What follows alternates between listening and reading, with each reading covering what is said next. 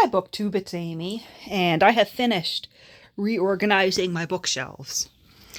I am still waiting on UPS to bring me the book that should fit in that spot. But look at this. And this might be my favorite configuration in the new organization.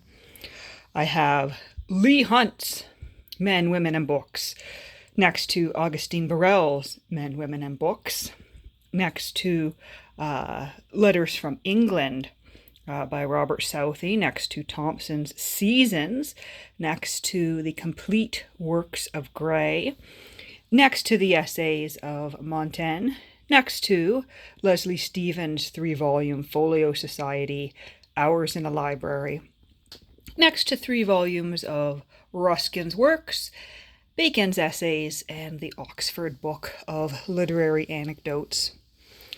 And there's Agnes Repplier next to A. Edward Newton, and all sorts of books on books or about books, books about books, essays. There's the Oliver Wendell Holmes. Down here I have put my Edward Gibbon, History of the Decline and Fall of the Roman Empire. And I thought in this reorganization, it fit well next to the Dictionary of Classical Antiquities. And I thought Mary Beard's Roman Emperor, or rather Emperor of Rome, would fit well with these, along with some Seneca and Aristotle. And moving with the theme of philosophy, I thought, well, St. Augustine, Kierkegaard, Schopenhauer, Heidegger. And because it fits nicely here, the Collector's Cosmos, which is a art gallery guide from several summers back, which includes prints and a biography of Peresceva Clark. Louisa May Alcott. I've got my Robert Louis Stevenson books here. Somerset Maugham, little bit of Charles Dickens, and we've seen that. More books on books, lots of older books on books. Moving out to travelogues and Trollope, Proust and Jane Austen and Flaubert, and more books on books, and more books on books and essays. More books on books, followed by some NYRB classics and some Dashiell Hammett and Raymond Chandler, some George Orwell, George Orwell and Hemingway. The Simone de Beauvoir is now at the bottom of the shelf here. And I've got de Beauvoir next to the Sartre. And up here, moving to some Canadian fiction. There's my Stephen Leacock and my Frederick Philip Grove, a couple of Canadian history books, Life and Times of Alexander Mackenzie, a 2-volume set on Canada's Department of External Affairs, Coming of Age, Early Years, now of course known as Global Affairs, and some more Frederick Philip Grove there, and my Graphic Publishers, which was a short-lived Canadian publisher operating out of Ottawa. And a little bit more books on books, Alberto Manguel hanging out there.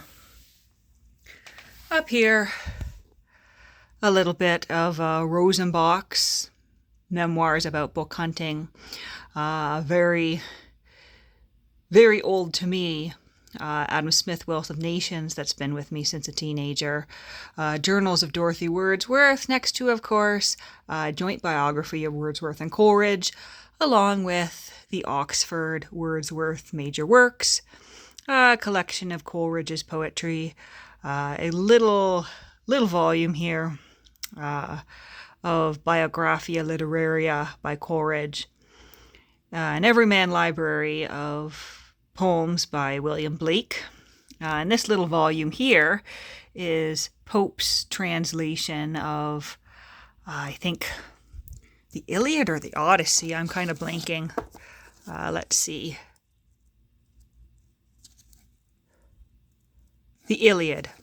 I was thinking it was the Iliad, but I did not want to misspeak here.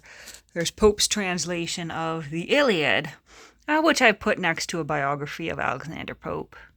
Some essays by Edmund Gosse, and some Lytton Strachey here, Leigh Hunt, Matthew Arnold, and so on.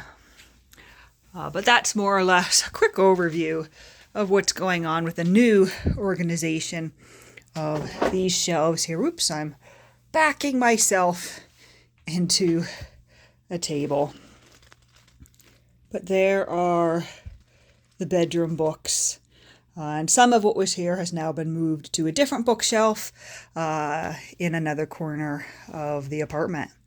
But that looks quite nice. I am pleased with this new organization, and it's helped me to group some things that should be grouped and to perhaps move up some things that were out of sight that I do want to read or reread in the near future. And I think it'll help if I can see them when I'm reaching for my next read. There's the Proust and stuff down there. Lovely.